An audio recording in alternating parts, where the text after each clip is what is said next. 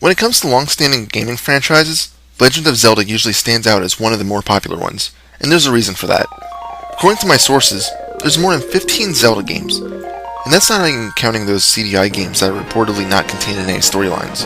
But when gamers talk about the series, there's two that I noticed that seem to take up the majority of the conversation. One is Ocarina of Time on a Nintendo 64.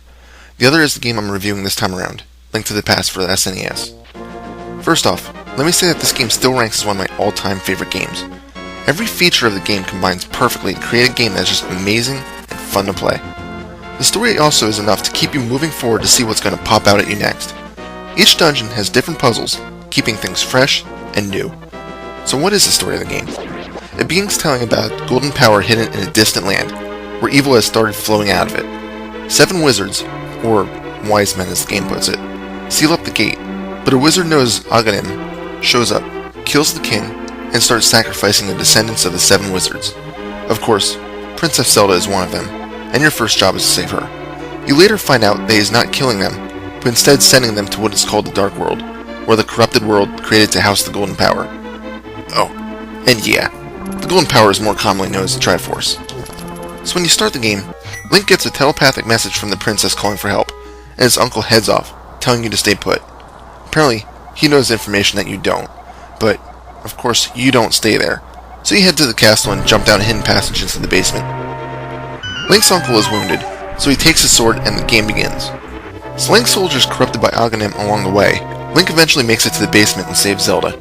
They make their way through a hidden passage to the local sanctuary, where Zelda stays, and you're told that you need the Master Sword to destroy Aghanim. Link passes through 3 dungeons, obtaining pendants to allow him to pull the Master Sword out of the rock.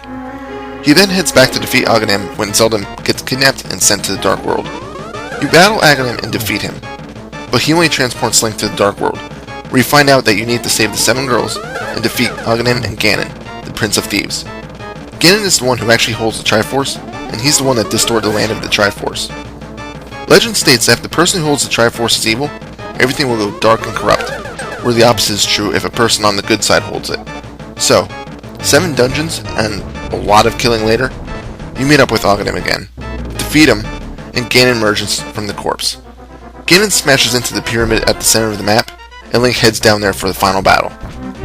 This may sound like a daunting task, but it's not too bad.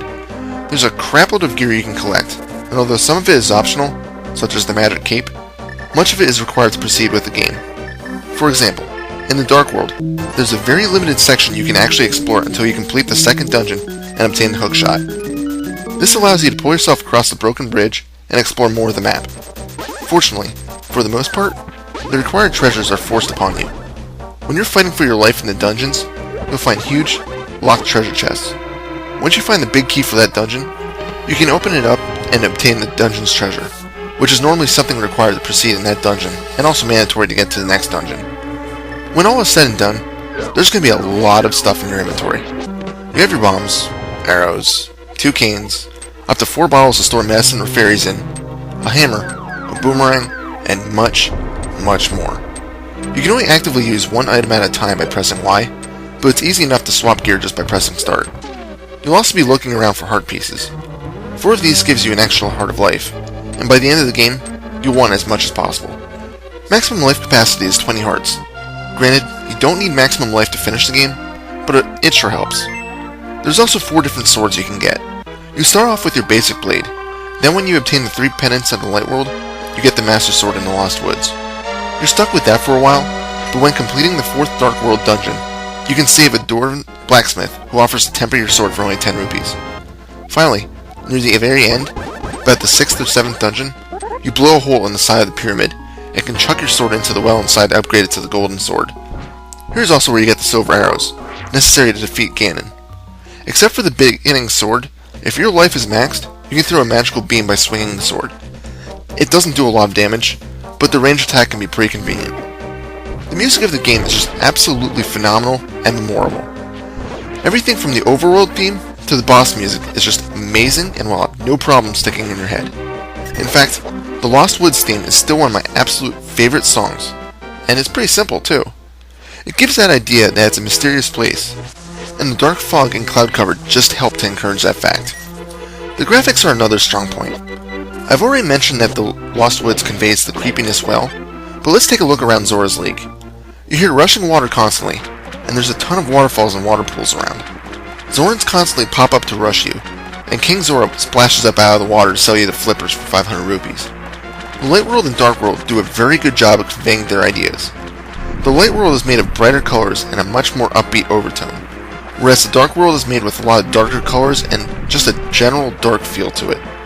The water isn't blue, it's a dark green. The rocks become skulls. Trees gain faces, and if you bump into them, they'll spit a bomb at you, warning you to stay away from them. It's also amazing to see what happens at Kakariko Village. It's pretty much in shambles, with only a few buildings actually standing anymore. The Light and Dark Worlds are nearly identical clones of each other. The only parts that aren't mirrored are typically that way due to a puzzle. Once you get access to the Dark World, you can get out at any time by using a magic mirror. To get back into the Dark World, you can find a hidden portal under a few rocks, step back into the gate you created by leaving the Dark World, or enter the main gate at the Castle of Hyrule. Although there's 3 points you can start at when you continue a game in the Light World, if you're in the Dark World and load a save, you always start at the pyramid in the center. This is a slight pain, as climbing up the Turtle Rock each time from the pyramid is a pain, as you need to change dimensions multiple times just to get up there.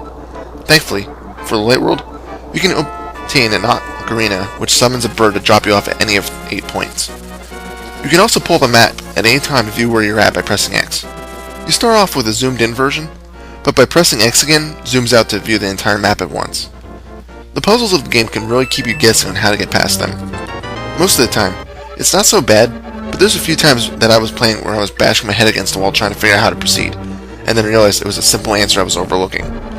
For example, in the ice dungeon, which I absolutely hate, there's a section where you need to push a block down a hole, but it's blocked from your side. I went around multiple times and still couldn't figure out how to get over there. I finally realized I needed to jump down another hole that I was overlooking to get on the other side. It's just a simple solution that I overlooked. Many of the enemies are basic, but dungeon bosses are another story. They start off easy enough, but once you hit the Dark World, they get much more difficult and require a bit of thought. The first boss is a giant scorpion with a mask. You can't hit it with your sword. First you need to use the hammer to destroy its mask, and then attack it normally. The second boss requires you to use the hookshot to pull away its body, and then destroy each piece. Another boss forces you to use both the fire and ice rods to defeat 2 different heads. Once you start getting to about the 5th dungeon, you want to make sure you have a way of replenishing your magic power, as if it runs out in the middle of a boss fight, you're SOL. You can save the game at any time by pressing select, but it also then puts you back to the menu. There's 3 different slots you can save to. If you die, you can also choose to save and continue. As I said before, if you load a game from the Dark World, you're stuck on the pyramid. But if you start in the Light World, you get up to 3 different start points. The Legend of Zelda: Link to the Past is simply an amazing game. It has it all. A hooking story, amazing visuals, engrossing soundtrack, and a challenge that gradually builds up to the final battle with Ganon.